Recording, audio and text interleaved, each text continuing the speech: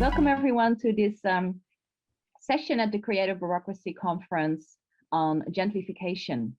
And if there's one area where we really need new creative bureaucratic ways of working, it is in those areas in Europe where gentrification is happening. So I'm really happy that we have this session here and that I am surrounded with three really amazing people. We have Michael Mahaffey here, we have Simon Gunther here, and Nidhi Gulati. My name is Minouche Westers. I am partner at STIPO. STIPO is a team for urban development in the Netherlands. And as partner, I'm a strategist. I work with many of the municipalities and with developers and with, of course, the people in the streets and the neighborhoods on better strategies and better cities. So we build coalitions to do that, and we work on placemaking and really visions for the future. And I met Michael in Stockholm a couple of years ago when we had the first Placemaking Europe conference, and where he was talking about the Jacobs curve, which he's also going to share with you. And that conference led to this book, Our City, Countering Exclusion in Public Spaces, which is a collaboration between Project for Public Spaces, Placemaking Europe, and STIPO, on addressing a topic that's really at the heart of this conference as well, is that how can placemaking be useful in countering gentrification, in really making places for everyone. And we started working on this book when placemaking was very much associated with the first hip coffee shop in the neighborhoods, and also the start of a gentrifying development, which in all of our minds is exactly the opposite of what placemaking is about. So, but that also triggered us, like, okay, how are we as placemakers, as urban developers, how are we addressing and countering gentrification? What are the tools and the strategies that we have?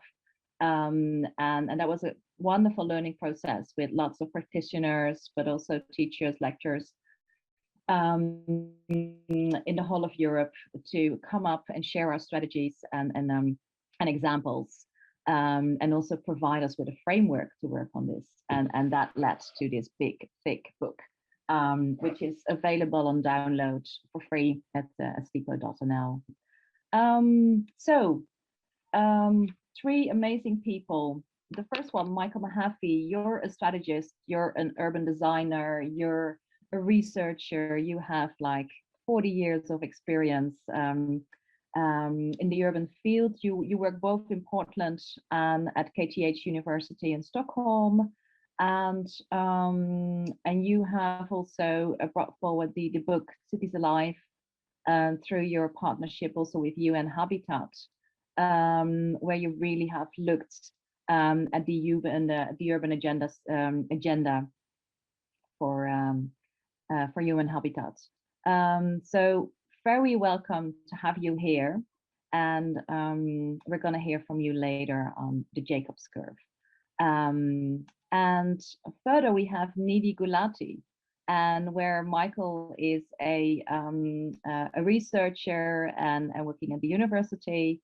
Nidhi is our human design and human-centered designer, social impact strategist, really working in the field with people on creating better public spaces and putting people at the center.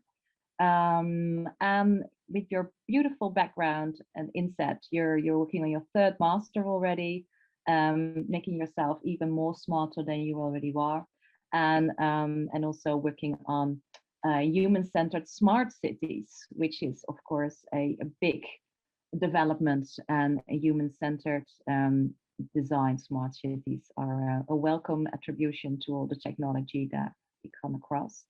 So thank you, wonderful to have you here. Of course, you also worked with PPS, so we know each other from previous conferences. And then we have Simon Gunther. Wonderful to have you here. You're gonna help us with getting the problem statements. What is it that we're actually talking about here? Simon, you are a professor of sociology at the Technical University of Vienna, and you're closely connected also to Charles Landry and the Creative Bureaucracy team behind the conference. You have been a policy coordinator for your Eurocities, which of course is a wonderful network. And through your work for Urbact, you also have been working with lots of cities in Europe. So you have a very wide experience, both as a professor, but also really from the policy advising side. So thank you for being here. So three wonderful people. Let's start discussions. Simon, I'm going to start with you in helping us get to the heart of the problem. You can unswitch your mic, please. Thank you, Minouche, for the introduction. Hello, everybody. Thanks for joining us in this session. And hi, Needy, and hi, Michael. Looking forward to discussing with you a difficult subject, topical subject, and I was asked to give a problem statement. So I tried to be bold, I tried to be a bit academic, and I tried to be brief. The topic of our session is gentlyfication, which is a slight twist on the well-known term gentrification. And my problem statement is about the question if the twist that gentlyfication implies, if this is naive or if this is really probably feasible and a way forward. So in the academic mainstream, in the academic discussion, gentrification is, the term gentrification relates to a problem. And I brought with me a classic definition by Ruth Glass. Some say this was the first time that she coined the term in her study on London in the 1960s.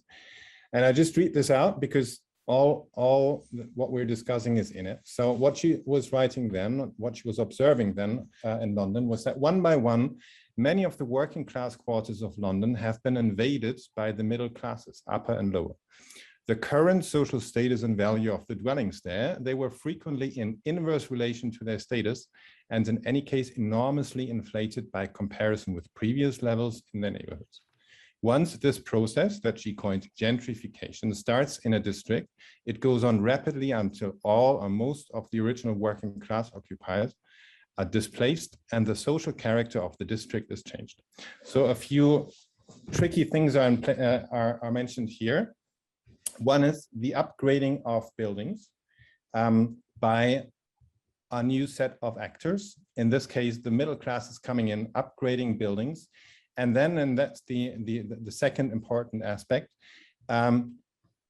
this leads to a displacement of the people who've been living there before, because the prices are rising or because the designs have differed, etc., etc. And through this, that's the third aspect, the social character of a neighborhood, of a district is changing completely. And she says, and this can't be reversed, and it goes on and on and on. And so since this observation in London in the 1950s and 60s, this phenomenon has been observed in many European and US American cities and also in other regions of the world. And today, when we look at the literature, we see a whole variety of such processes. I just nicked a few terms from current literature. Rural gentrification. We see this problem, this exchange, this displacement of people by other people, being crowded out because they can't afford it anymore, happening in villages, yeah, due to second homes, for instance. We see new build gentrification. So it's no longer just about, I don't mean just in a, but in addition to the renovation of buildings, it's also by, inserting new buildings, which are then, expensive tower blocks, etc. Super gentrification, the gentrifiers of the last decades have been crowded out by others who are even more affluent, who the super rich. Tourism gentrification. speaking about Airbnb, which might be a topic later today, the crowding out, because the apartments are transformed into Airbnb spaces, into small hotels, because they can and hostels, because you can make more money with them rather than with apartments. Family gentrification, an interesting one. An observation that's been quite popular in, or has been discussed a lot in Germany over the last years, with specific housing projects that try to attract families back to the cities, so to avoid suburbanization and sprawl. But what we see with this is that within we see some sense of inner suburbanization, so that the suburban lifestyle is put into place in inner city areas. And so all in all, some people speak about planetary gentrification. It's no longer a process that is bound to a specific place like big cities, but we see it all across the globe. That has, of course, to do with the global urbanization, that we're living in an urban age. So we see many forms. And with this, we also see a huge variety of forms of displacement, which was the second element I mentioned.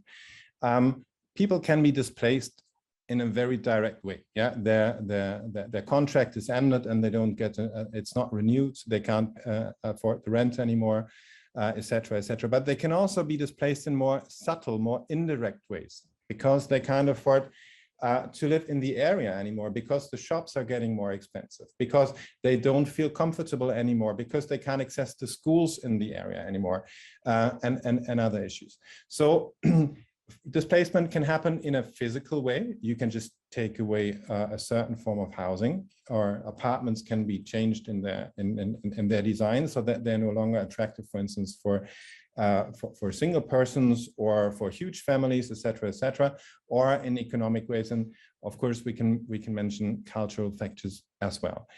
There's many explanations if we want to understand why this has happened since the 1950s and 60s at a today planetary global scale.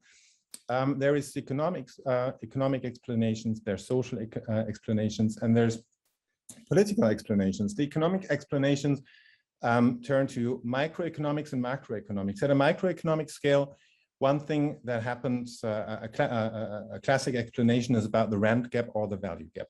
It means that investors, people buying a house, they see that they can close a potential gap. The price for the rent or the price of the land at a current situation, for instance, in the 1970s or 80s, is much lower than it could be if you invest. And and if you speculate with it, if you keep it for some time, if you change the design, and so the aim is to close this particular rent or value gap. At a macroeconomic scale, we observe investment cycles in certain the economy in certain times, like today, like over the last decade or so. Invests rather in real estate than in companies, and in that time, so the money seeks a secure haven where it can go, and this is where it can wait, where it can increase, where it can make a profit, and this is real estate. This is what we're seeing at the moment when we're talking about the financialization of housing, when we see large investment companies buying huge amounts of apartments. Pension funds, for instance, it's a really tricky, thorny issue, the relation between the development of pension systems and the housing markets. That's another explanation. And political or political economic explanations look at urban policy and say, usually these things don't happen by chance, because in European cities, if we look at Europe, for instance, we don't have a free market, but local authorities have an interest in upgrading of certain areas for various reasons, for political reasons, for cohesion reasons. And so we see public-private actors, coming together and kicking this off. And there's this thing, the critical thing about gentrification.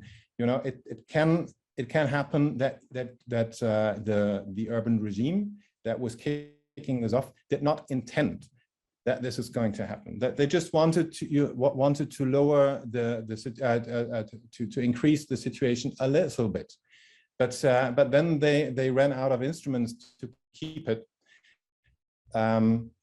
And then we saw, you know, gentrification going on and on. This was, for instance, the case in Berlin. We can talk about this later. So we have a huge number of explanations. As all of them being valid, it shows how huge the problem and the situation is. And that is why my problem statement is that in processes of upgrading urban areas, if we look at cities, a certain degree of displacement might be unavoidable, and it might be naive to think that this could be prevented. So I hope this is provocative enough to kick our discussion off. And yeah, I'll stop my screen.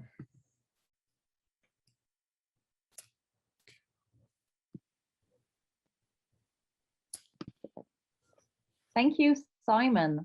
Thank you. Yeah, I think definitely provocative enough.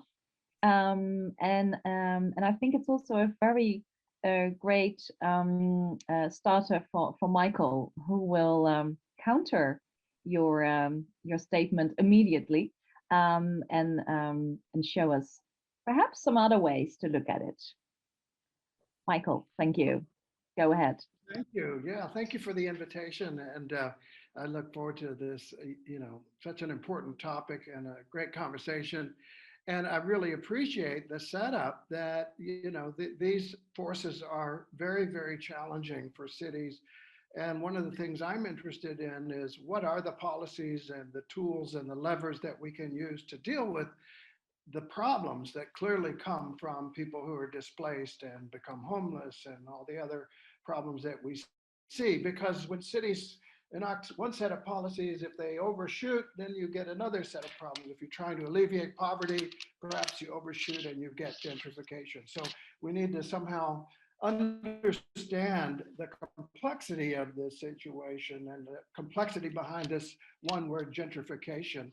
And this was a point that Jane Jacobs made, you know, when she was talking about the need to understand the nature of the problems that we're dealing with. If we think that we're dealing with sort of linear physical problems, and actually we're dealing with much more interconnected organic kinds of problems, then our problems are not going to be solved. We're going to have more homelessness and more displacement and more of the problems that we all recognize are untenable. And I think Jacobs was prescient in warning us about that. We had here at our center, Peter Moskowitz, a journalist who wrote a very fine book called How to Kill a City.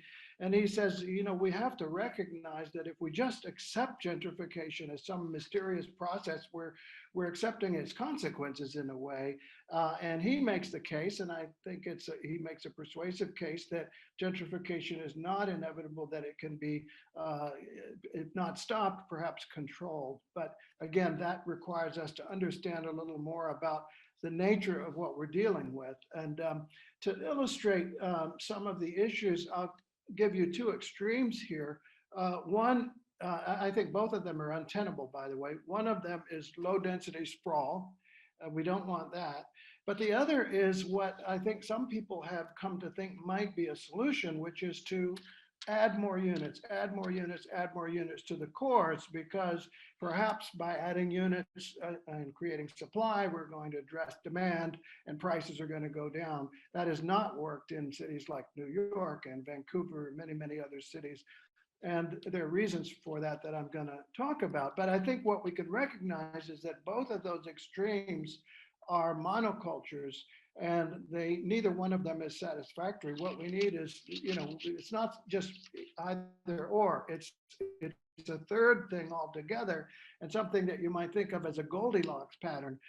So what you see in historic cities and many other examples, I think healthier examples, is a more polycentric form, not low density sprawl and not only big dense cities, but a range of settlement sizes of large, medium, and small, each of which is a complete community where most people are close to most of the destinations they need to get to most of the time, you know, the 20-minute city or the 15-minute city or town. and then you go to the big city maybe once a week or once a month. And you have a good sort of, that's the way that you can meet some of the supply challenges, as well as having a more sort of diverse, physically diverse form. But it is true, of course, we should recognize that cities do benefit from concentration, from agglomeration benefits, as they're called, these sort of catalytic effects of urban networks, as we're learning from so many fields today. And my friend Mike Batty at UCL talks about a new definition of the city as a contact system that allows these networks of flows of creativity and innovation to thrive and grow. That's how people get opportunities. That's how they get out of poverty. But it's also maybe how gentrification can occur if it tips over into that. But the agglomeration benefits have been noted by a number of commentators. You might be familiar with the work of Edward Glaser or Richard Florida. They both celebrated how powerful these effects are, these catalytic effects of big dense cities and the wealth that they can create from the creative class, from the rich club networks, bringing people together and so on. And that's clearly a phenomenon that happens.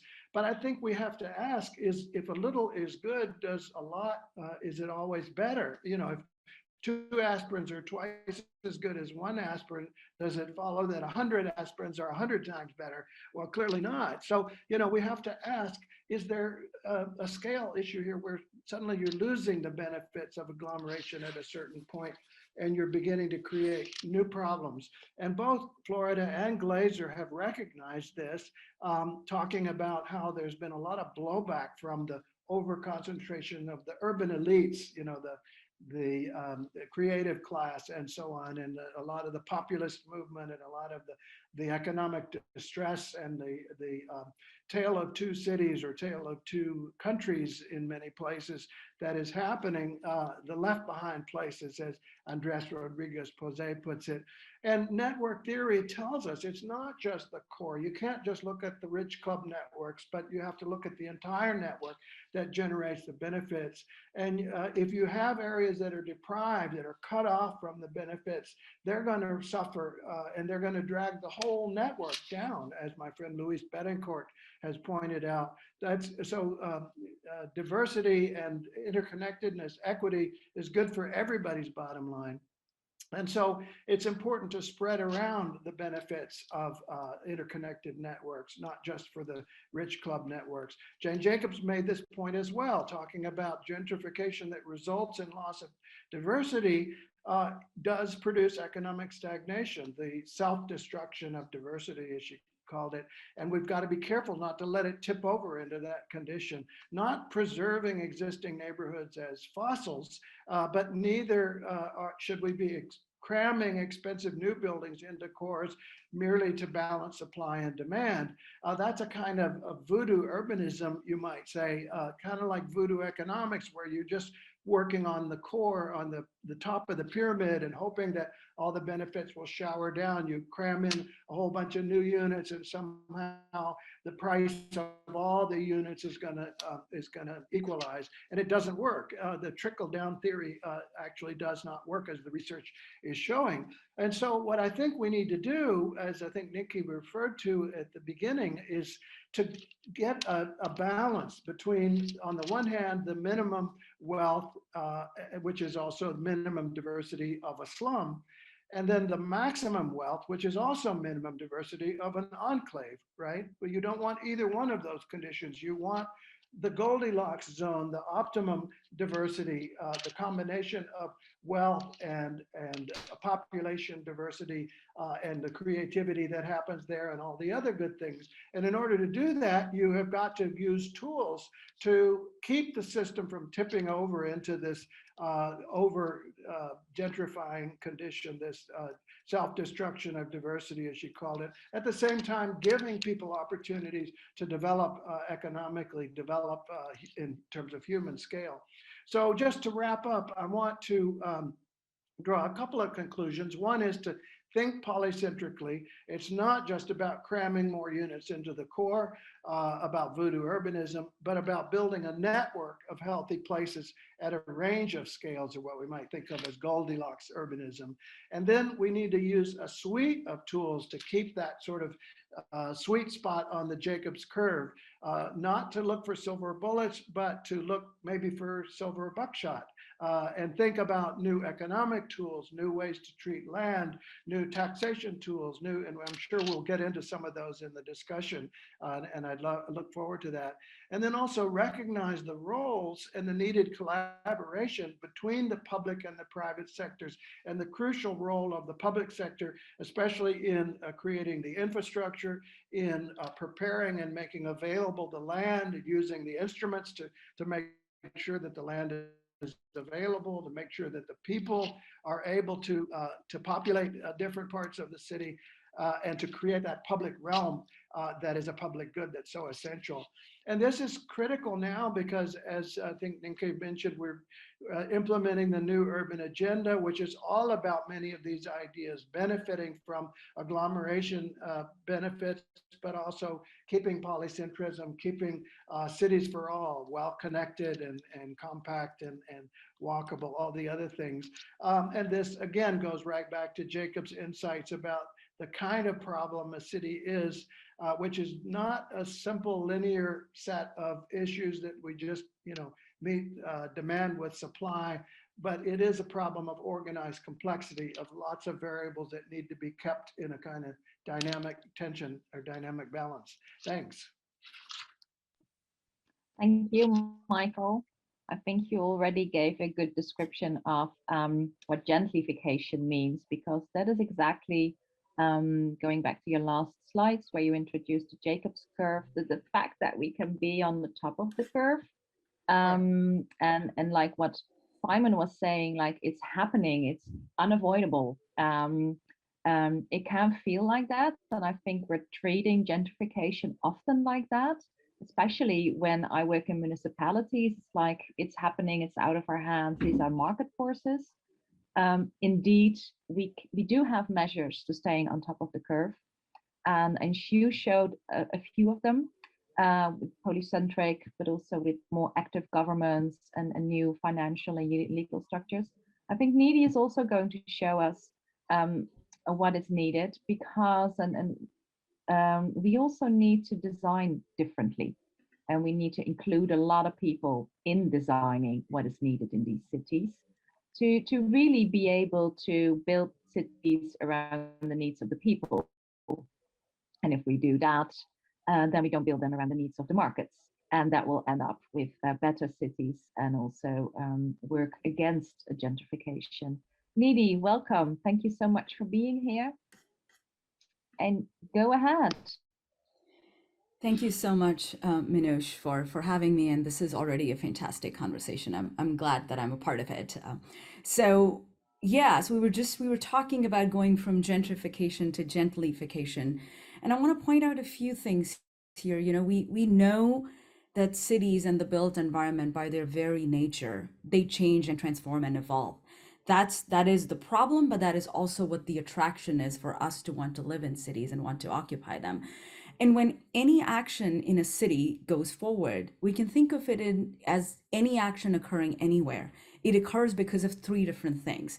That action is viable, that action is feasible, and that action is desirable.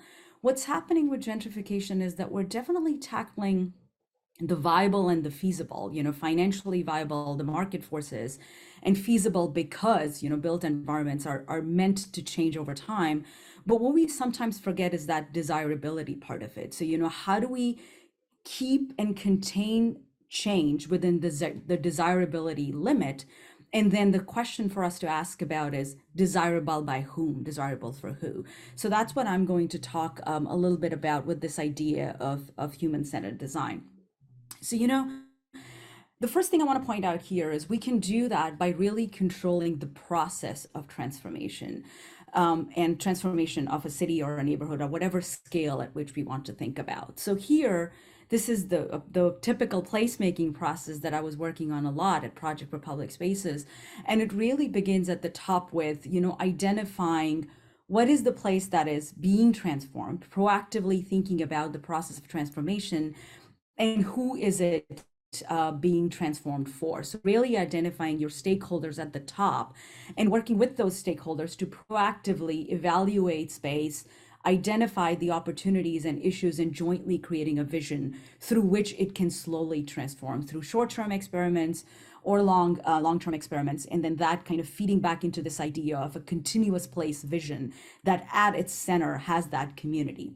So I'll give you one quick example of that before we move into the example. I also wanted to say that it's not just one thing for people that needs to be accounted for in this process of transformation. We have to actively think about the things that people do in their neighborhoods, how they get around, whether or not they feel comfortable in that neighborhood, and whether or not their social capital and social life also lives within their neighborhood and within the place.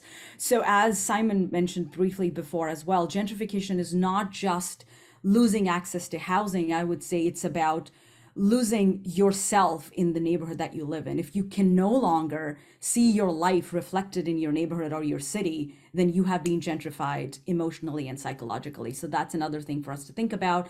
And if we think about these four kind of quadrants, we're making sure that people's self and their life is reflected in where they live. So this is the example that I mentioned briefly, 78th Street in Jackson Heights, New York. And this was a project that was kind of spearheaded by one of my colleagues at Project for Public Spaces, where a community and a neighborhood really needed access to more public space. And that need was then supported by action from the city by allowing a permit to close the street, to start to develop other kinds of uses and activities that really reflected what the community needed, what Jackson Heights really needed, and then transforming this short-term experiment into long-term investment, where now that particular street has been transformed into a plaza and reflects exactly where, that the community needed a place of gathering. I know that somehow this particular photo doesn't have any people on it. It was taken on a frigid, cold day when I had access to that space. But really this shows that long-term investment can actually follow those short-term experiments. And this is now happening a lot now too, because of COVID and the mass reset that our cities are seeing. This was a project that we were working with OSD partners before I left Project for Public Spaces, where we were looking at the area around Flatiron District and how the activity had changed post-COVID, and how we can now use that time to rethink how this particular neighborhood was functioning when some of those commuter and people from the outside were no longer able to come to our city. What were the kind of immense public space opportunity open to us in this time of incredible pain. So we're looking at something like that, looking at behavior, people's needs, and thinking about this, and then short-term experiments and long-term change for the neighborhoods to support the life that people want to live and the neighborhoods that people want to have. And no wonder this was actually happening in New York City as well, through some of those market forces, because the market needed, these restaurants in New York City needed a place to be outside, needed a place to be viable. So here you see Koreatown, K-Town, 32nd Street in Manhattan, where there are an incredible number of restaurants that needed space where people could sit and eat to be viable, and the streets and the city kind of responded to that need. This is where I would say we need to constantly be thinking about that desirability angle of what that neighborhood desires, so that we don't tip that balance and get to a stage where it stops being desirable. And this was my own street. This was half a block from where I lived in Queens for the entirety of the lockdown in New York. That was in similar ways responding to the needs of the people and the needs of the market by allowing that transformation to occur and being a lot more sort of human-centered and youth-centered. The second way that we need to think about this human-centered transformation of our neighborhoods and cities is transformation at scale. I'm sure that everybody by now has heard about this idea of the 15-minute city championed by the mayor of Paris. What this idea really says is we also have to put a scale to the transformation. We also have to think about living a lot more locally, because our identities tend to be a lot more locally hinged. And also, not, further to mention that local life is also a lot more environmentally sustainable. So at scale is the other dimension of this human-centered transformation. And again, street plays an important role. I'm a sustainable mobility person. Streets was where I practiced a lot. So it's just heartening to see that we are looking at our streets as those real opportunities where transformation can occur and where people's needs and desires and that neighborhood character can really shine. So this is that 15-minute city concept layered onto the concept of a street. And sure enough, Paris is changing. This is one of the recent plans that were shared, their press releases around it, of all the other streets in Paris that can soon see some sort of transformation from being just conduits for movement to actually conduits where human activity occurs, where some of those 15-minute uses, a life that you can live within 15 minutes can occur on the streets. So sure enough, this is changing. But I also want to say that this is not new. We were seeing this happen in other places. The 20-minute neighborhood idea actually was from the city of Melbourne. So these changes were actually starting to occur, and these conversations were already happening. The idea is the same, whether we talk about 15 or 20, the idea is the same. How do we create a life that is more, sized and scaled to people's day-to-day experiences? And how do we bring more of their day-to-day life within that 15 or 20 minutes that you can cover on foot or by bicycle? And this image here actually puts a dimension to it. This is the scale at which we need to be thinking about slowing down gentrification and being a lot more community centered. And at the heart of being community centered would be a very strong community process. We need to really establish ways in which we talk to the community. We understand from them what it is that they see unique about their neighborhood and what it is that they need to live in this 15-minute, 20-minute neighborhood, what it is that they need. So a robust community process will have to form the basis of it. So in that, that 20-minute concept here is one of the kind of glimpse of a pilot project you see in Victoria in Australia, a concept that kind of lays out, again, the street is where activity is happening. You see that entire concept reflected around a street of all the things that people need by temporary road closures, by providing pop-up parks, by providing parklets, by prioritizing a slow movement that a 15-minute city needs in this context. And another place where this idea is being championed, Barcelona. We've all heard about, I'm sure, the superblocks model, where we're talking about similar things about containing our life to a superblock. This probably, I'm hoping, at least the way I walk and the speed that I walk, this will be less than 15 minutes for me, but kind of bringing our life to a lot more scale of the human and scale of the life that we live. So what are some of the things that we ought to be thinking about that need to occur within 15 minutes of us? We need to have housing, but beyond that, opportunities for employment, places to get healthcare, opportunities for getting education, retail, including access to food, which is very important, and all the other community and public infrastructure that we need for our day-to-day lives. Also, leisure and recreation, and where we go and be part of a community. These would be the things that we would need. And obviously the exact mix would change depending on where we are. I was fortunate that I had access to this. I will say, I did live in a 15-minute neighborhood when I lived in Astoria in Queens. And I wanted to say that this was kind of my footprint. I'm one of those fortunate people that had access to groceries, medical, culture, so on and so forth, where you see that blue dot is where I lived. And I was fortunate that I had all of this. But at the same time, I recognized that within a zip code, everything changes in New York City. The people that lived 10 blocks that way or 10 blocks that way didn't have the same opportunity. And even for me, one of the biggest things that I didn't have, my job was not in my neighborhood. So if my economic center is not within that 15-minute city, I'm still leaving my neighborhood every day to go somewhere else to make the money that I need to make. So I think that is one of the forces that we need to bring back. And we can see lots of benefits to transforming with this process and transforming at scale. We can think about that this would boost the local economy because we're thinking more locally. We're thinking about neighborhood businesses.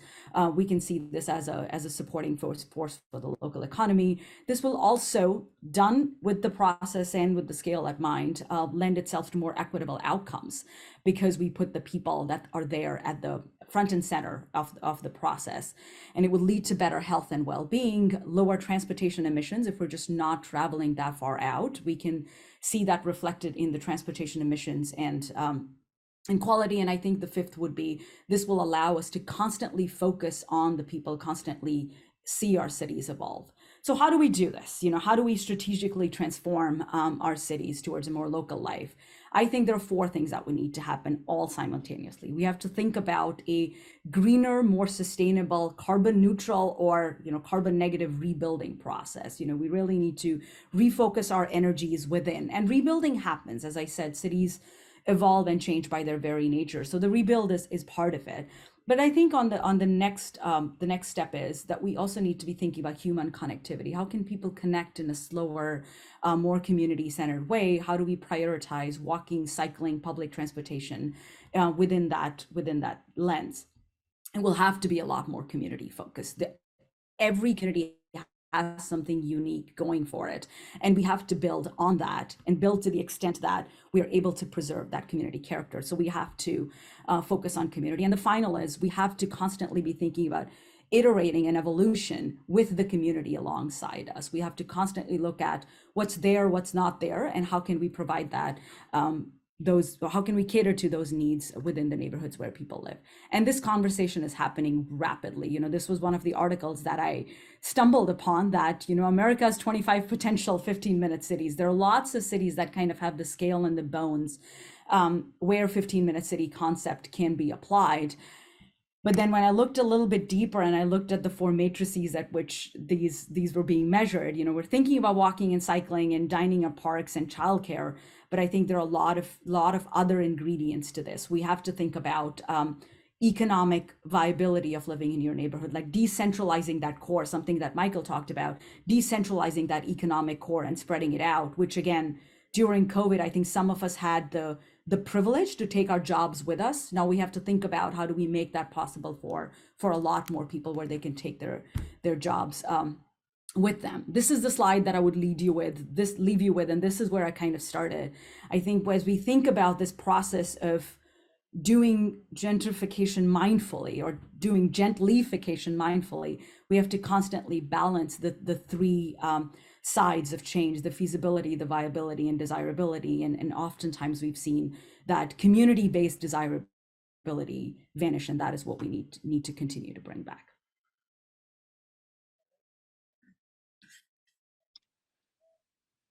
Hi, thank you so much. This is very insightful. But the whole development and strategic thinking of the 15 and 20-minute cities, but also especially how we really need to design around people and what are the needs of people. So thank you so much, Nidhi. We have some 10 minutes left, so I'm gonna give you each a question just to go a little bit deeper on a few things. And Michael, one of the things that I am always wondering, and you have been working with many cities, like, what does it really need? I mean, our audience here today is, of course, many people working in municipalities. So we really want to give them some advice. So what do you think is really a prerequisite for them to be able to gentlyficate instead of gentrificate? Well, I think one of the issues is, of course, that every condition is very local, and you have to have a local set of tools and processes that that will fit the context, because obviously the legal systems are different. The problems in the United States, for example, are very different than the problems in Europe. And the problems in different European cities are different from each other. But I think there are some common threads. Certainly, economic tools that deal with land and land value and making land available without an inflated cost, because one of the huge problems we have, as I think Simon alluded to, is that capital is looking for a refuge, and often it will go into land, or it will go into real estate, which is, the land is the basis of that, and inflate the value enormously. So if you can get that fixed, that's a fundamental requirement and fundamental need. And then other kinds of policy tools that can protect people, restrict or create limits to controls on the financialization of housing, the commodification of housing as a kind of speculative commodity, which is another related force. Also, I'll just mention it's not only housing here that we're talking about. There's also the question of whether there are commercial establishments available for people to start small businesses, the micro enterprises that are so important for creating a vitality and also for creating more diversity, as Jacobs talks about, opportunities for people, and as opposed to the sort of, overwhelming tourist invasion of tourist shops or boutique shops that don't actually serve local people, chain stores and so on. So those are several categories of tools and strategies that I think local government people should be looking at. Thank you, Michael. And I think that really asks for a government that is more proactive than reactive. So it's really looking at, okay, what are the shops are doing? Are people in that neighborhood, can they still get affordable food at the supermarkets, or do they only have luxury supermarkets? And especially also in the tourist areas, I know I live close to Amsterdam. I mean, here, all our bakeries went to being tourist bakeries. So you can't get a loaf of bread, but you can get this luxury croissant with all kinds of sprinkles on it. So getting your day-to-day stuff is really important, but it really asks, and I'm really addressing people, everyone at the city services, civil servants. It really asks a very proactive attitude and also proactive tooling. So Neely, what are things that you could monitor, or like, the canary in the coal mine? What is the things that we can see that years in advance, before things are happening, that the area is changing and that we need to monitor and be ready to step in?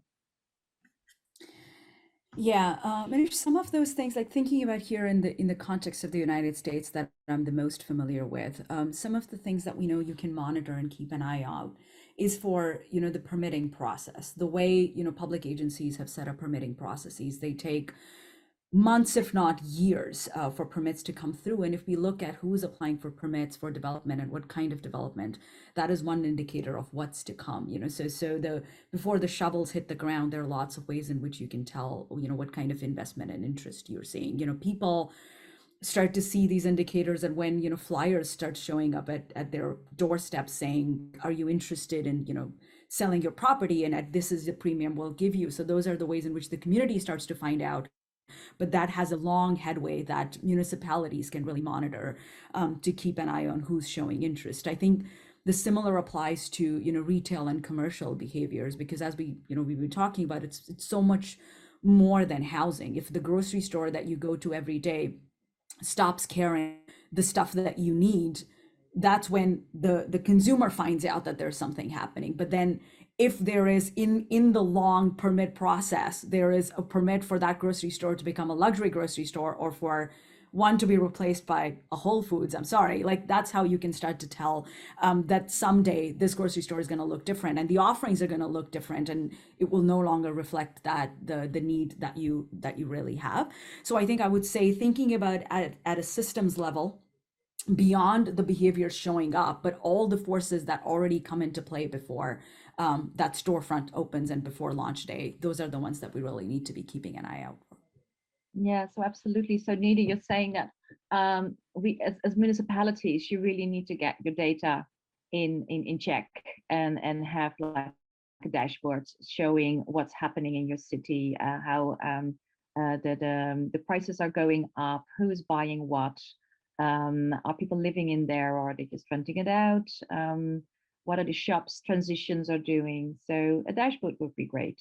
And I think a lot of the municipalities don't really, I mean, from my experience, I understand that they don't really follow these developments and don't really have the tooling ready to be able to monitor what's happening. So that would be really a first thing to get in place.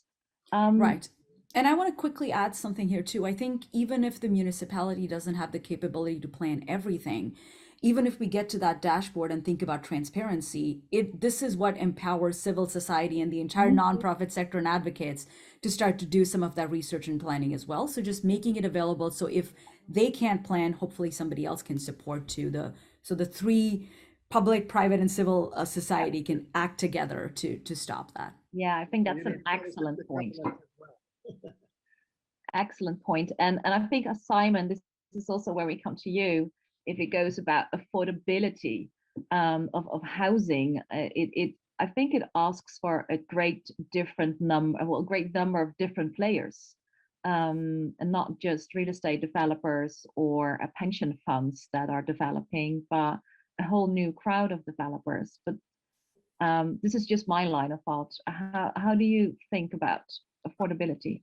Yeah, thank you, Minouche. I think much of what we've just been discussing points to urban regeneration, and the policies that we have developed, or that cities have developed in the late 20th century and over the last decades. They started with really creative approaches to stimulating the market where they saw market failures.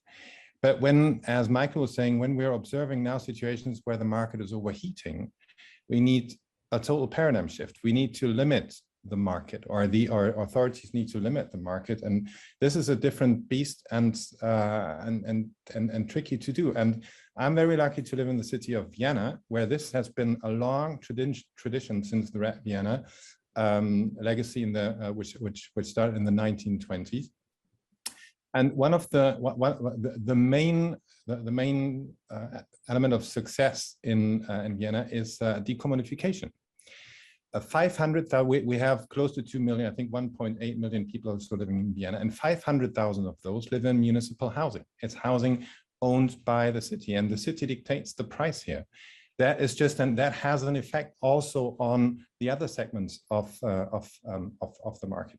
And I'm sitting at the moment in the library of a housing cooperative of which is an experimental project. It's made of wood. It's very close to the main station, and it's rented out for a cheap price because the planning regulations foresaw that this was mandatory.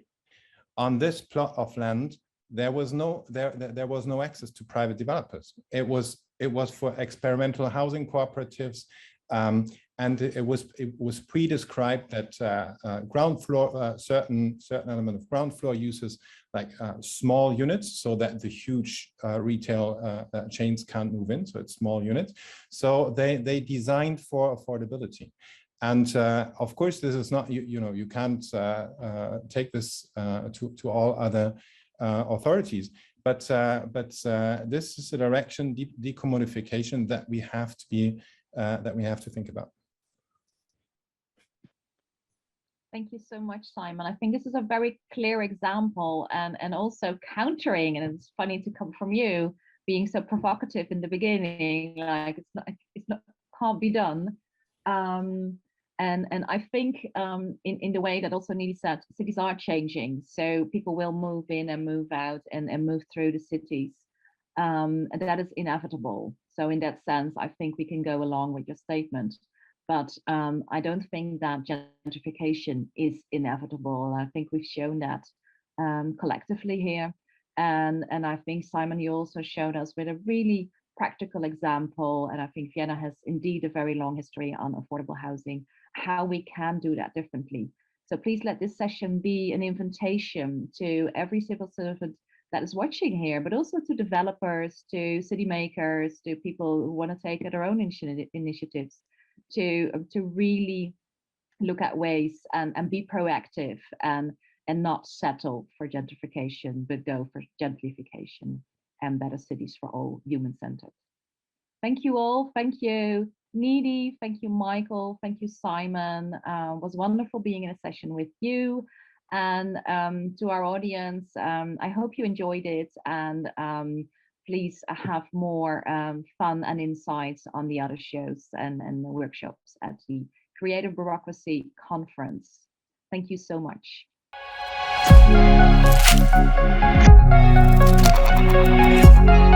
Thank you.